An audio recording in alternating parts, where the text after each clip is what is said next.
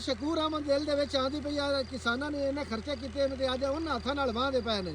ਦਿਲ ਦੇ ਵਿੱਚ ਉਹਨੇ ਹਵਜ ਜੀ ਆਂਦੇ ਹੀ ਪਏ ਨੇ ਵੀ ਅਸੀਂ ਆਦੇ ਹੱਥਾਂ ਨਾਲ ਇਹਨਾਂ ਨੂੰ ਸਪਰੇਅ ਕੀਤੇ ਨਾ ਆਦੇ ਹੱਥਾਂ ਨਾਲ ਇਹਨਾਂ ਨੂੰ ਪਾਣੀ ਲਾਇਆ ਨੇ ਖਾਧੂ ਲਾਈਆਂ ਨੇ। ਹਾਂਜੀ ਤੇ ਅੱਜ ਵਪਾਰੀ ਕੋ ਨਹੀਂ। ਸਹੀ ਗੱਲ ਤੇ ਹੈ। ਮੁੜ ਵੀ ਸਰਦਾਰਾਂ ਦੀ ਮਿਹਰਬਾਨੀ ਵੀ ਚਲੋ ਸਾਨੂੰ ਉਹਨਾਂ ਪੈਸੇ ਤਾਂ ਛੱਡ ਦਿੱਤੇ ਨੇ। ਸਹੀ ਗੱਲ ਉਹਨਾਂ ਨੂੰ ਬੜਾ ਵੱਡਾ ਆਸਾਨ ਹੈ ਹਾਂ। ਵੀ ਚਲੋ ਆਉਣ ਵਾਲੀ ਫਸਲ ਵਿੱਚ ਚੋ ਆਨਾ ਨਾਕਾ ਵੀ ਤੁਸੀਂ ਆਦੇ ਪੂਰੇ ਕਰ ਲਵੇ ਆਉਣ ਵਾਲੀ ਫਸਲ ਵਿੱਚ ਵੀ ਸਾਡੀ ਤੁਹਾਨੂੰ ਠੇਕਾ ਛੱਡ ਦੇਣਾ ਤੁਸੀਂ ਖਰਚਾ ਕਰ ਤੇ ਟਕਾ ਬਾਰੀਏ ਵਿੱਚ। ਸਹੀ ਗੱਲ ਹੈ। ਇਹ ਉਹਨਾਂ ਨੇ ਬੜਾ ਆਸਾਨ ਕੀਤਾ ਵੀ ਬੜਾ 7 ਆਸਾਨ ਕਿੱਲਿਆਂ ਦਾ ਕੀਤਾ ਉਹਨਾਂ ਆਖਿਆ ਵੀ 7 ਕਿੱਲੇ ਉਹਨਾਂ ਦੀ ਜ਼ਮੀਨ ਹੈ ਇਹਨਾਂ ਦੇ ਕੋਲ। ਹਾਂਜੀ ਉਹਨਾਂ ਆਖਿਆ ਭਾਈ ਜਾਨ ਇਹ ਅਸੀਂ ਖਰਚਾ ਜਿਹੜਾ ਤੁਹਾਡਾ ਕੀਆ ਹਾਂਜੀ ਠੇਕਾ ਜਿਹੜਾ ਸਾਨੂੰ ਦੇਣਾ ਨੇ ਅਸੀਂ ਤੁਹਾਡੇ ਕੋਲੋਂ ਨਹੀਂ ਲੈਂਦੇ ਤੁਹਾਨੂੰ ਉਹ ਮਾਫ ਹੈ ਤੇ ਤੁਸੀਂ ਅਗਲੀ ਫਸਲ ਲਾਓ। ਹਾਂਜੀ ਤੇ ਇਹ ਬੜੀ ਵੱਡੀ ਗੱਲ ਹੈ ਜਿਹੜੇ ਲੋਕਾਂ ਦੇ ਆਲੂ ਨਹੀਂ ਵਿਕਦੇ ਪਏ। ਹਾਂਜੀ ਤੇ ਉਹਨਾਂ ਸਰਦਾਰਾਂ ਵਾਸਤੇ ਵੀ ਇਹ ਬੜਾ ਵੱਡਾ ਪੈਗਾਮ ਹੈ ਬਈ ਉਹਨਾਂ ਕਿਸਾਨਾਂ ਤੇ ਉਹਨਾਂ ਠੇਕੇਦਾਰਾਂ ਤੇ ਮਿਹਰਬਾਨੀ ਕੀਤੀ ਜਾਵੇ ਜਿਨ੍ਹਾਂ ਦੇ ਆਲੂ ਖੜੇ ਆਣ ਤੇ ਵਪਾਰੀ ਆਂਦੇ ਹੀ ਨਹੀਂ ਪਏ।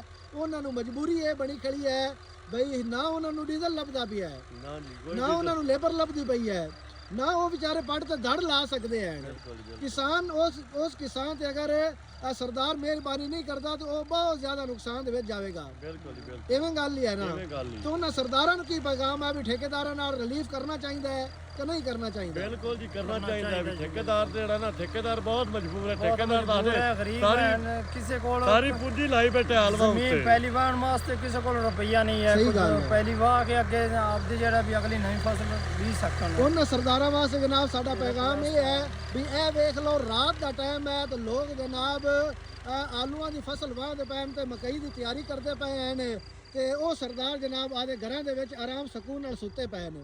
ਇਹ ਜ਼ਿਮੀਂਦਾਰਾਂ ਨੂੰ ਇਹ ਠੇਕੇਦਾਰ ਵਿਚਾਰੇ ਕਮਾਈ ਕਰਵਾ ਕੇ ਖਵਾਉਂਦੇ ਪਏ ਨੇ। ਅੱਜ ਕਿਸਾਨਾਂ ਦੀ ਔਖਾ ਵਕਤ ਆਇਆ ਤੇ ਸਰਦਾਰਾਂ ਨੂੰ ਵੀ ਮੁਹੱਬਤ ਵਿਖਾਉਣੀ ਚਾਹੀਦੀ ਉਹਨਾਂ ਦੇ ਨਾਲ।